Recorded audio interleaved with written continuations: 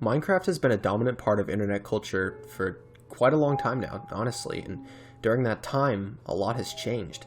The game has undergone major updates, upheavals, and overhauls, and as if in tandem with these changes, its player base has grown, shrunk, and evolved. But despite all of that, one thing has remained the same. One thing has never changed. One thing never changes. War. War never changes. Why are we still here? Just to suffer?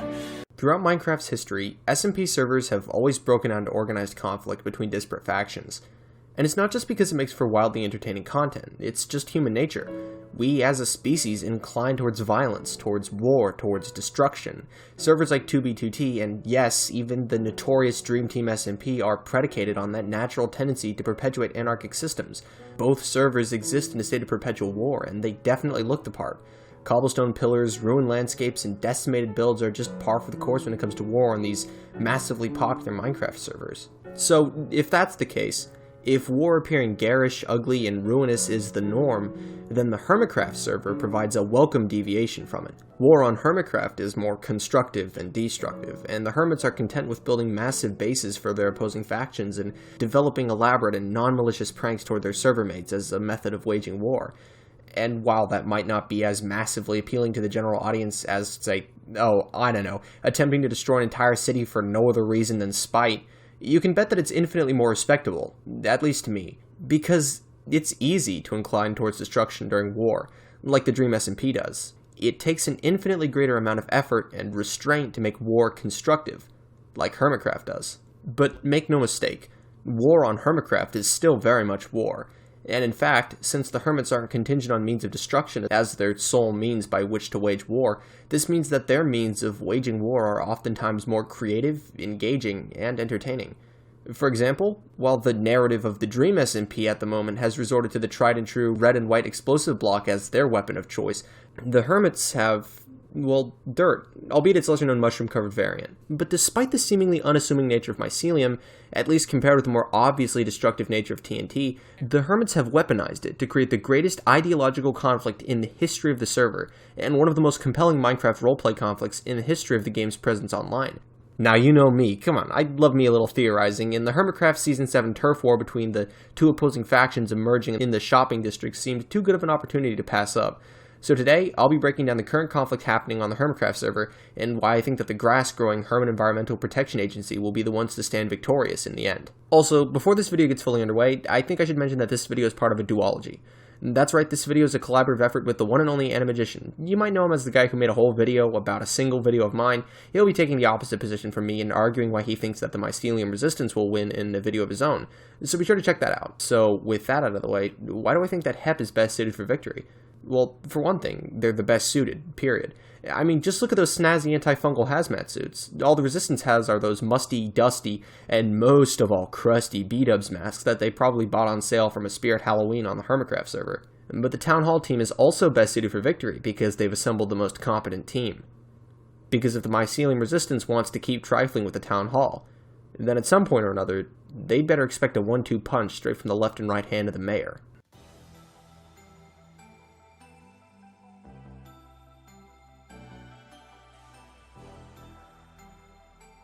False Symmetry is the mayor's left-hand woman, the second of Scar's main enforcers. A relative newcomer to the resistance effort, her involvement with the conflict was ensured after she was fooled by Green and Impulse into thinking that she had discovered the true location of the Mycelium Resistance's base. However, although MCC has proved that False is lethal with a bow, on the Hermitcraft server, the Queen of Heads, Hearts, and Body Parts has a considerably shorter effective range when it comes to her ability to act against the Mycelium Resistance. That is to say, if she doesn't know where the Resistance is, she can't take action against them. But what she lacks in information on the Resistance's whereabouts, she makes up for in raw power. With both PvP supremacy and pranking prowess rolled all into one package, False is dangerous. Too dangerous. So regardless of the fact that False has been misled and temporarily deceived by Impulse's misdirection, it's only a matter of time before she finds the real base, and when she does, the Resistance will be forced to run for the hills. If the left hand of the mayor poses an immediate threat to the Resistance, then Scar's right-hand man, Cubfan, poses a long-term threat. Because there's nothing more dangerous than a billionaire with time to kill and money to blow. Except Cub isn't a billionaire anymore, although he was last season. This season, he's a literal pharaoh, lord of netherite, with subsidies from his immensely popular Cinnabon shop, and with a hallway full of hoarded ancient debris in case funding runs dry. Cub could essentially bankroll himself to build whatever infrastructure is necessary to take down the resistance, and he's already proved that he can work with great efficiency by setting up the HEP HQ and training facility by the mountain, and effectively and efficiently putting a door into the HEP factory. Expensed adequately for building materials, and there's no telling what schemes he could concoct. All told, both False and Cub could make for a formidable 1-2 punch combination. In fact, they've already started working in tandem to disseminate propaganda across the shopping district.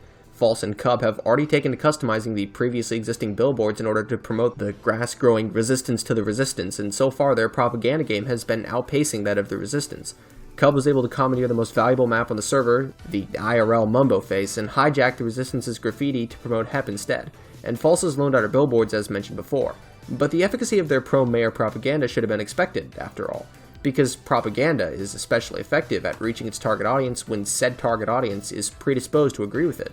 Hermits all across the shopping district voted Scar for mayor because they wanted Mycelium gone in the first place. Even the leader of the resistance, Mother Spore himself, voted for Scar due to his world-renowned terraforming prowess. Cub and False's joint propaganda effort will be more effective in swaying the server's population of hermits to their side in the long term because the hermits want to believe in their propaganda. They already want to believe that grass is good and that Mycelium is an eyesore, and the voter turnout at the ballot box suggests that idea. All in all, the left and right-hand enforcers of Mayor Scar will pack a 1-2 punch that the resistance would be wise to watch out for. But enough about Cub and False, because the mayor actually has a third hand, who has been relegated to perching like a hawk on his shoulders since I ran out of hands in this elaborate recurring analogy. That's right, ladies and gentlemen, we've gone long enough without discussing everyone's favorite mayoral sidekick, much to his chagrin, I'm sure. So without further ado, may I present the third member of HEP and the organization's most active recruiter, the one and only Captain Connor himself, B00-100. B-Dubs has long since been climbing the political ladder within Town Hall for a long time, rising through the ranks from campaign captain to captain of the mayor, then campaign sergeant, followed by campaign condor, and most recently vice mayor. And despite the fact that some may argue that B-Dubs goes underappreciated in the town hall by the mayor and as such might be the perfect candidate for betrayal, he's still been one of the most avid supporters of Scar's pro-grass ideology, and it shows in his recruitment numbers. In fact, B-Dubs himself is the reason why I confidently claimed at the start of this video that HEP's roster is better suited for warfare in the long term. So, I think that a brief recap of all the other hermits that B-Dubs has brought over to Mayor Scar's side is definitely in order. Corrales is a fellow builder and speculative investor of the HEP, with a diamond throne stolen once more, but legally this time, and returned in part, you'd think that the town hall would be scrapped for cash. But considering that Corrales has enough diamond blocks to cover the floor and ceiling of his office with bling, the financial straits of the town hall aren't anywhere near as dire as they seem. Tango is a certified redstone genius and master of the Ravager-themed disaster, whose minigame decked out has taken the server by storm. His redstone capability was only further proven when he cracked the notoriously impenetrable Kagoomer safe using a non-destructive entry method, something that shocked even Mumbo Jumbo, the safe's designer himself. And of course, B-Dubs brought Shishwami Void himself on board. The technical infrastructure X has developed for his base this season is nothing short of impressive, and the wide variety of assets at his disposal makes him an excellent asset for the team. All in all, the team of HEP agents that B-Dubs has assembled for Mayor Scar is the best suited for victory. Once again, the major difference between most Minecraft wars and War on Hermitcraft is that Hermit wars are constructive rather than destructive, so by assembling a team that's as chock full of redstone prowess as it is with traditional building ability, means that this team has the ability to construct highly efficient war-waging weaponry, and look good while doing it too. Together, the Hermit Environmental Protection Agency and its non-mannequin members are more than the sum of their individual parts, skills, abilities, and talents. But despite the fact that Scar is currently building rings around the competition, the physical attributes of both opposing factions won't be the deciding factor in this turf war. Although building and redstone skills are important to the conflict at hand, those physical skills and their ultimately physical products won't matter if their usage doesn't generate non-physical, mental change. This war is being fought for the watching eyes of the server, so all these builds and contraptions and constructions won't matter if said builds and contraptions and constructions can't influence the sizable population of undecided hermits to buy into their respective sides' ideology. Because this war is ultimately ideological, like I said at the start. And unfortunately for the Mycelium Resistance, the Town Hall team is winning the war on this front too. If I asked you to describe the guiding philosophy of the Mycelium Resistance, you'd probably respond that it's about the principle, it's about sending a message. But what principle? And what message?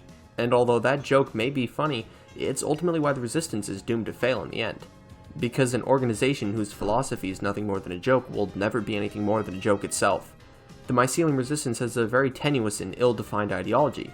Just like last season, it's the result of greed causing chaos. Green wanted to upend the balance of power on the server by introducing the concept of a mayor, and now that he's not in charge of said mayor and what they are and aren't allowed to think, he wants to upend the newly found stability of the server once more for another revolution. Although this time, in lieu of it being political, it's physical. It seems like Green is trying to have his cake and eat it too by trying to take over the server a second time this season, after his initial ploy for power failed, but if there's one thing he should have learned from his first attempt, it's that proceeding without a plan and without just and genuine motivation is never a good idea. And unfortunately for him, he did not learn that. For the most part, the Resistance doesn't have any true adherence to their beliefs because they genuinely have no idea what they are. That lack of core principles has been consistently backfiring on the Resistance, considering that it's been pushing Ren away from their faction for a while now, and most recently, it's driven Mumbo away entirely.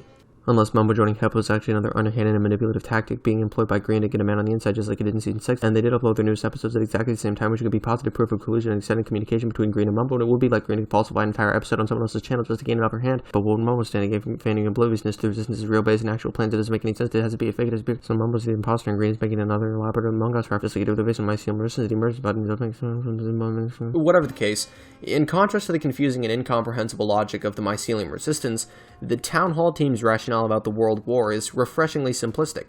They believe steadfastly that they have a mandate of heaven since they were elected to fulfill their campaign promise of terraforming and reforming the lands of Hermitcraft. In 1046 BC, when the Zhou dynasty overthrew the previous incumbent lineage of ancient China, they established the concept of a mandate of heaven as a way of unifying the disparate factions of the nation together under one legitimate ruler who had the blessings of God. Right now, in 2020 AD, the antiquated idea of a heaven-sent ruler is nowhere to be found on the Hermitcraft server, but Scar does genuinely believe that his election to the mayoral seat of power has given him a higher purpose. He and his team were elected to bring stability to the server and beautify the shopping district, and as such, they aren't going to give up until that goal is met because they have the sincerest intentions and the fiercest resolve. They sincerely believe that grass makes the Kalmushal district better for hermits and viewers alike, and as such, they're steadfastly dedicated to that cause.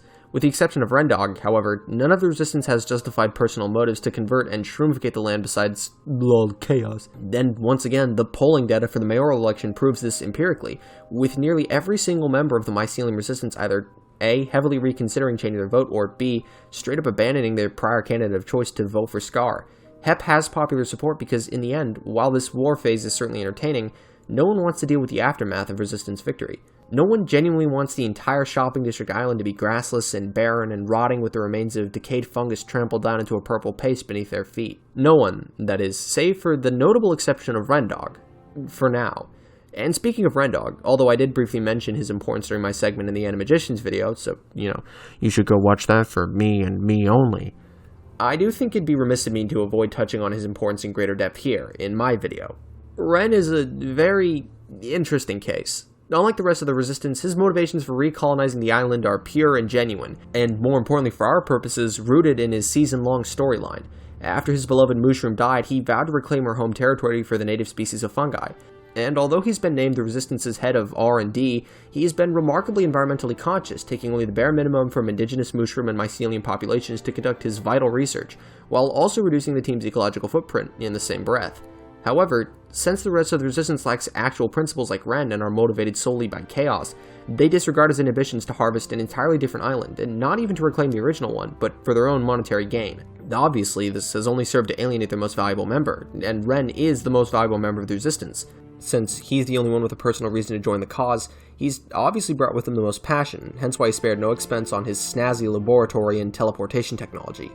But with the rest of his team bound and determined to alienate him from the cause through their actions, his passion could very easily shift towards aiding the Town Hall staff in their pro-grassroots grass-only campaign.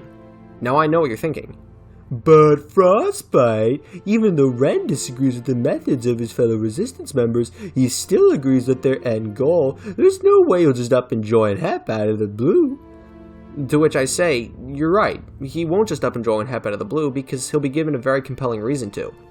Since Ren's reasons for joining the Resistance are built into his season-long storyline of justice, Pamela is the linchpin. Pamela being dead is a prerequisite to Ren's involvement in the Resistance since she's the only thing compelling him to stay.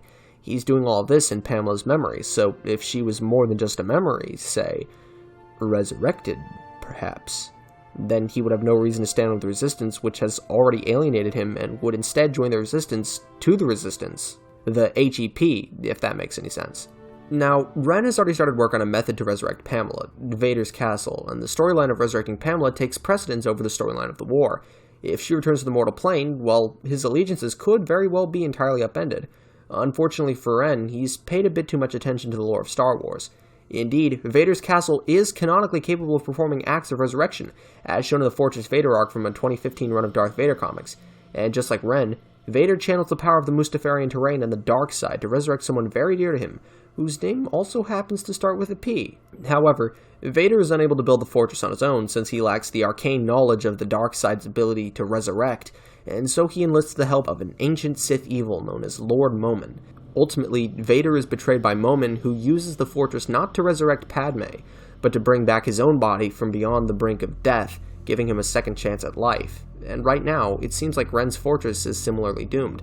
It's been hinted as of recent that the hippie, Renbob, might in fact be the true identity of the Emperor, and he just needs Ren to build the fortress not to save Pamela, but to bring back his physical body, since Renbob is most likely still trapped on the Season 6 server. During the events of Season 7, he's most likely been festering and rotting away in the desolate wastes of the old world, and with the fortress nearing completion, he may soon have a body once more.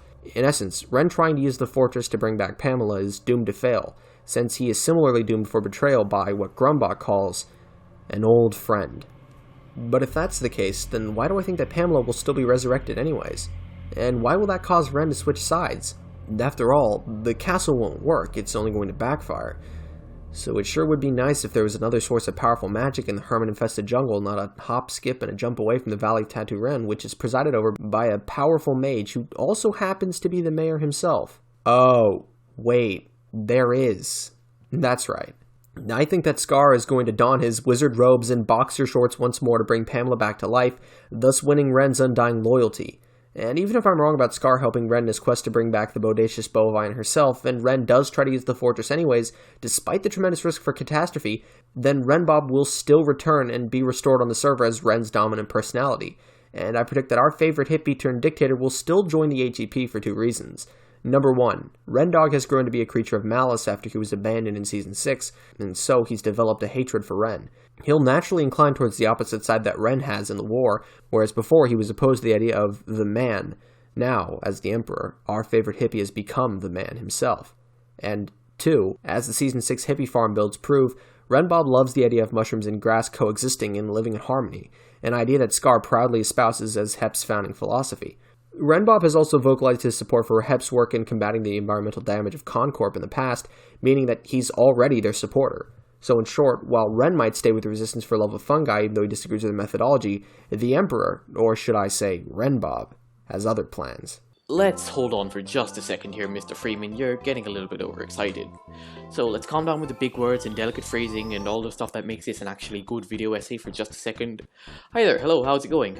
My name's Animagician, you might know me as the guy who just completely destroyed Frost's video with one of my own, and I'm here to point out a few flaws in Frost's argument, a few little oversights that prove why it will be the Resistance who's winning this, not the Hep. You see, the idea that Ren would betray the Resistance is quite absurd, and I have good reason to back this up. Although Scar may say over and over that his goal for the Hep is to create a haven where Mycelium and grass can coexist, this clearly is not the case. Exuma, False, Cub all have stated unequivocally in their videos that they want to get rid of the Mycelium completely, destroy it in Exuma's words, not let it live in harmony. And the thing is, Pamela can only be truly happy with Mycelium. And although Scar using his magic wizard powers to revive Pamela might make Ren eternally grateful to Scar, it would still rout Ren's loyalties to Scar through Pamela, who would take precedence, and since the organization Scar thinks he's leading is planning to completely eradicate the one thing which could make Pamela happy, since Scar himself is commissioning incinerators for that precious block, that is the reason Ren will not betray the Resistance. For Pamela. On the same note, however, let's talk a little bit more about the Hep, because Scar is in effect lying to the Hermits by calling his side of the war the Hep. Hep stands for Hermitcraft Environmental Protection Agency, not Hermitcraft Environmental Improvement Agency. Scar is and has been weaving a false history and has been feeding it to members of the Hep, who believe him blindly, who really believe that the biome they're saving was originally grass. But they'll find out the truth eventually, because after surveillance and espionage and theft and infiltration, something is bound to finally click. It's bound to finally click that they're fighting a false fight, that they are the villains of the story, that when you hit F3, it's not green grass biome that's written in the biome tag. It's Mushroom Island. It always has been Mushroom Island, and once the facade of them being the good guys, the environmentalists, once that falls apart, so will HEP, as they realize the scope of the deceit and the treachery and the lies that they're supporting. Basically, the HEP is lying to itself and its most loyal members on a daily basis. It is not fighting for environmental protection. It's fighting to suppress the voice of a minority which includes Ren's Mushroom Pamela, and therefore, hence, and thus, Ren will not join the HEP, and the HEP will fall apart on its own with enough time.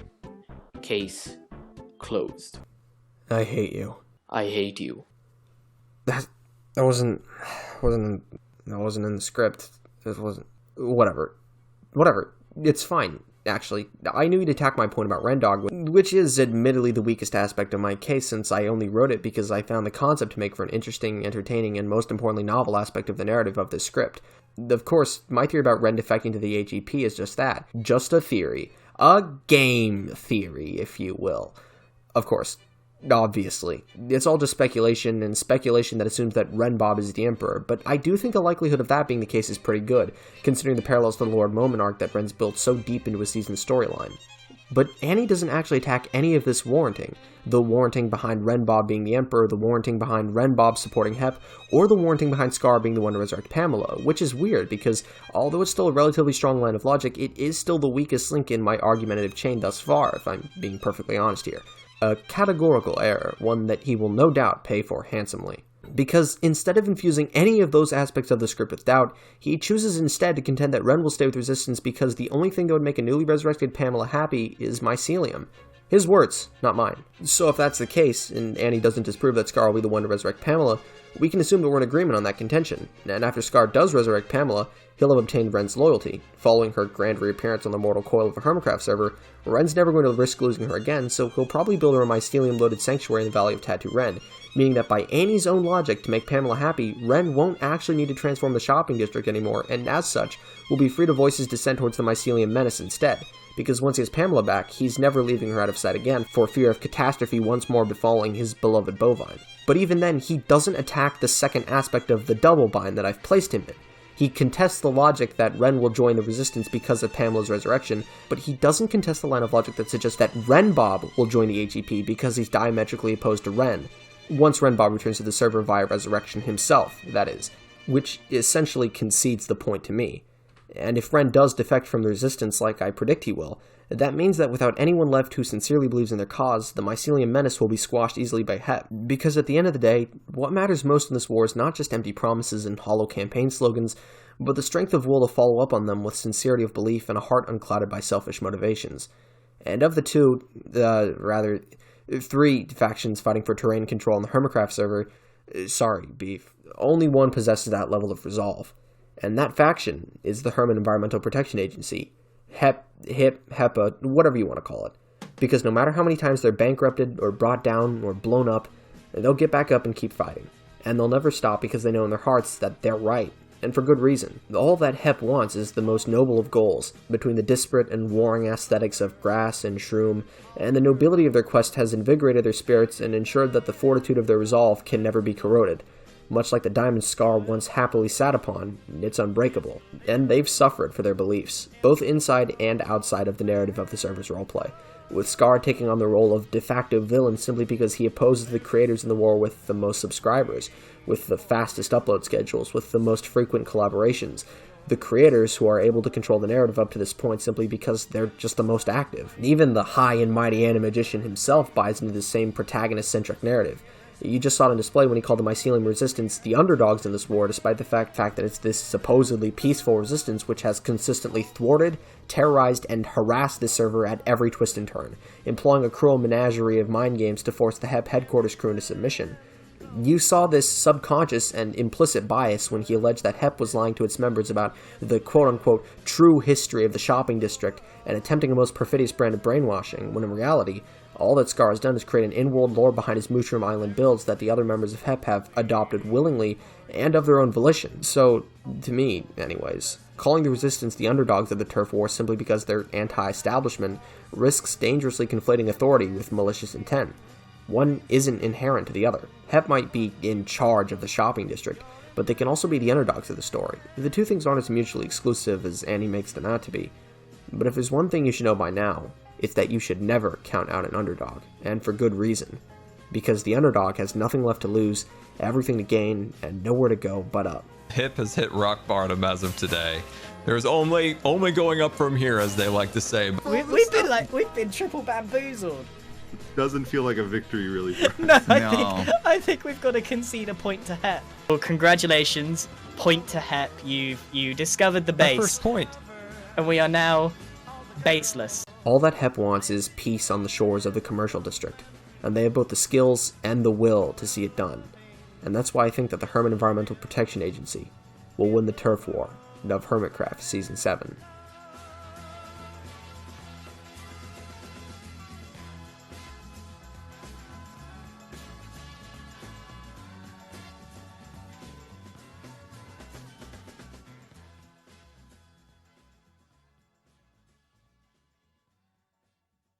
Hey guys, what's popping? I just wanted to pop in myself and thank you for watching this video. I really do hope you enjoyed my speculations on the outcome of this most recent Hermitcraft Hermit conflict. And if you want to see another perspective on the unfolding terrain troubles, then please check out this video's corresponding counterpart on Animagician's channel. If you have thoughts on your own on this matter, please drop a comment down below letting me know which side you think will win the turf war. Please do keep it civil, though. This is, after all, just a good-natured argument about roleplay in a video game over which color of grass is better, and my own speculation is similarly good-natured. This is just my perspective, and it's all in good fun. Anyways, if you enjoyed this video and want to see more like it, be sure to subscribe to the channel so you don't miss what's coming up next, and follow me on Twitter for regular updates and to suggest future video topics to me. But that's going to do it for this one. I'm Frostbite Freeman,